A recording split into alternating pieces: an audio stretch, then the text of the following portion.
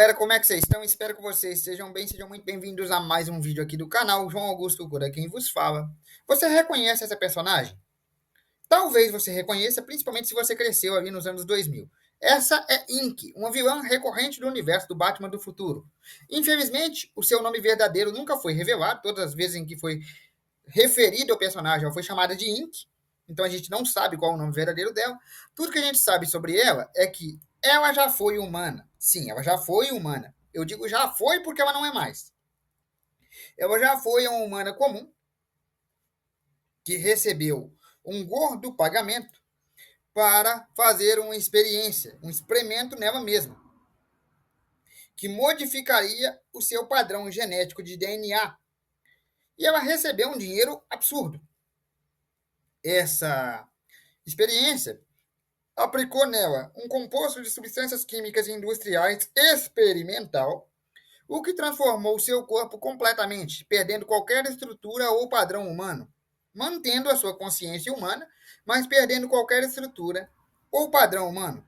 Ela não tem ossos, ela não tem nervos, ela não tem tecidos adiposos, não tem nada disso. Ela não tem sequer pulmões, rim, coração, nada disso.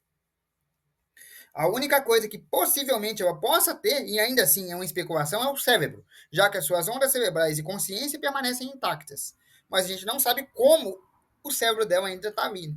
A consciência está intacta. Então ela tem que ter ondas cerebrais. Mas aonde e como a gente não sabe, porque ela não tem órgãos humanos.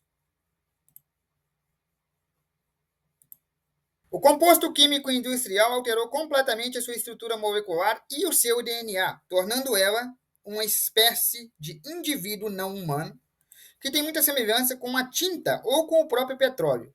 Ela é capaz de mudar de forma, sufocar ou prender seus inimigos, atravessar estruturas muito pequenininhas, né, passar por flechas de porta ou esse tipo de janela. Também é capaz de criar armas com seu próprio corpo, tipo criar machados incrivelmente cortantes ou martelos incrivelmente duráveis. Ela também possui um certo nível de agilidade, já que ela pode desviar de balas e tudo mais. Ela tem um corpo líquido, e por ter um corpo meio líquido, ataques físicos como socos, cortes e até tiros não fazem efeito nela. Ela já tinha ganhado uma quantidade absurda, uma quantia considerável, só por participar desse experimento e aceitar ser cobaia, né, desse produto químico aí industrial. Lembrando, produto químico industrial que era experimental. Guarda isso na sua cabeça, que depois vai fazer diferença ao longo do vídeo. Ela já tinha ganhado uma grande quantia, tipo, ficado bilionária. Só que ela viu nesses poderes que ela ganhou uma oportunidade de fazer mais dinheiro, tornando-se assim a criminosa conhecida como Ink, porque ela passou a atuar como assassina de aluguel. Você contratava ela ia lá e matava seus alvos, por uma gorda quantia, é claro. Espionagem, sabotagem corporativa e, é claro, assassinato eram trabalhos recorrentes da Inc., o que colocou ela no radar do Batman, o Terry McInnes, o que não demorou para que ela se tornasse uma das vilãs mais recorrentes que o Terry entrasse em confronto. Isso fez com que ele tivesse algumas dificuldades, porque, como eu disse, não adiantava tentar dar socos e chutes nela por causa do seu corpo ser meio líquido feito, né? O corpo dela é meio líquido ali. Não adiantava golpes diretos, mesmo com a armadura, né? Mesmo com a roupa do Batman do futuro, Terry McInnes era incapaz de feri-la por causa da sua composição única. Ela também não sentia batarangues ou qualquer outro disparo que o Terry fazia. Então, seu primeiro confronto com ela foi muito complicado. Além do que, ela também tinha a habilidade de sufocar seus oponentes, se Richter fazendo-se descer pela garganta do oponente e entupindo os pulmões do oponente, fazendo com que o adversário entrasse em falência respiratória, coisa que ela tentou fazer com o Batman. Só não conseguiu porque o Batman ativou um dispositivo de choque da roupa.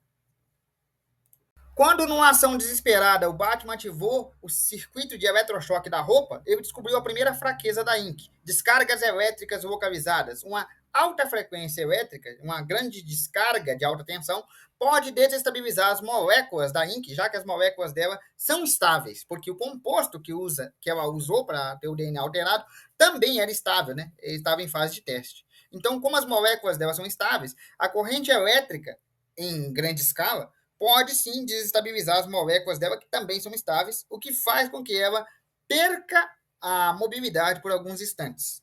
Então, correntes elétricas são a primeira fraqueza dela. O corpo da ink é feito de matéria orgânica semelhante a um líquido preto viscoso, semelhante também a uma tinta preta muito densa. E o que você faz com tinta? Você pode lavar ela até sair. Ou seja, uma das fraquezas da ink também é água. Se ela entrar em contato com grandes quantidades de água, isso pode desestabilizar as moléculas dela, assim como a eletricidade, que são estáveis e ela literalmente escorre pelo ralo mais próximo, como água suja. Outra fraqueza biológica da ink, baixa temperatura, porque embora ela não seja um humano comum, né, ela não tenha mais órgãos e nada disso, ela ainda é feita de matéria orgânica, mesmo que seja diferente, mesmo que seja semelhante à tinta, por exemplo.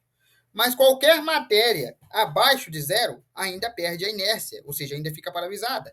Ou seja, em baixas temperaturas, ela pode ser congelada e mantida presa no gelo, como está aí nessa imagem. Para ela ser presa e mantida em uma prisão de segurança máxima em Gotham, ela teve que ser congelada, ou seja, prisão criogênica. Era uma das poucas formas de manter ela longe de encrenca.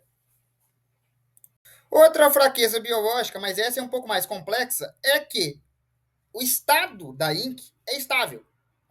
As moléculas dela são variáveis, que ela pode mudar de forma, justamente pelo estado dela ser variável. Porque ela pode mudar de forma, criar armas e tudo mais, porque as moléculas dela estão em constante movimento. Só que o que foi usado para criar isso, como eu disse, foram químicos industriais experimentais estáveis. A palavra estável é a chave.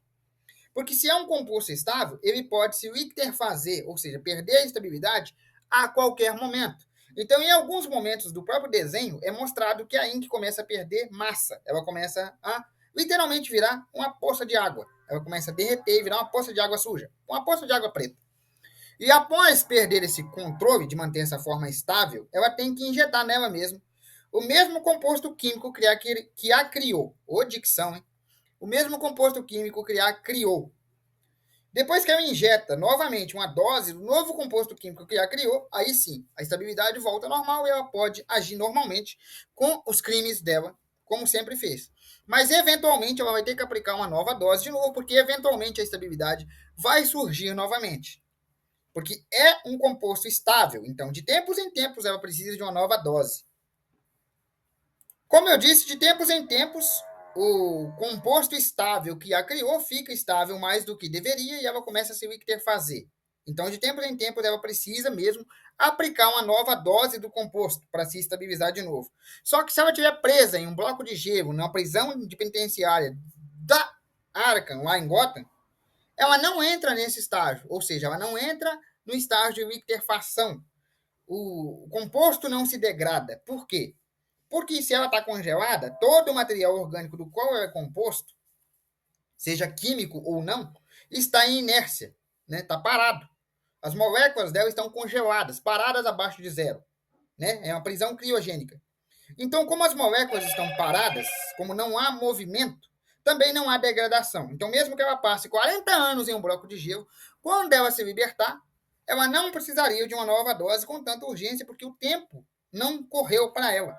Embora ela esteja consciente dentro do bloco de gelo, sim, ela não perde a consciência, ela consegue te ouvir perfeitamente, tá? Ela sabe os dias, os meses, o ano, consegue te ouvir. Ela tem interações cerebrais com o lado externo, mesmo estando congelada. Mas molecularmente, as moléculas dela estão paradas. Ou seja, ainda que ela passe 40 anos congelada, o líquido que ela é composta, a estabilidade da liquefação, não atuaria, porque as moléculas estão paradas. Então, biologicamente, mesmo que ela passe 40 anos presa, quando ela sair, ela não vai precisar de um soro com tanta urgência. Ela não vai precisar de novo do produto industrial químico com tanta urgência, porque biologicamente esses 40 anos não se passaram dentro das células dela. Isso é só um efeito de curiosidade que eu queria compartilhar com vocês.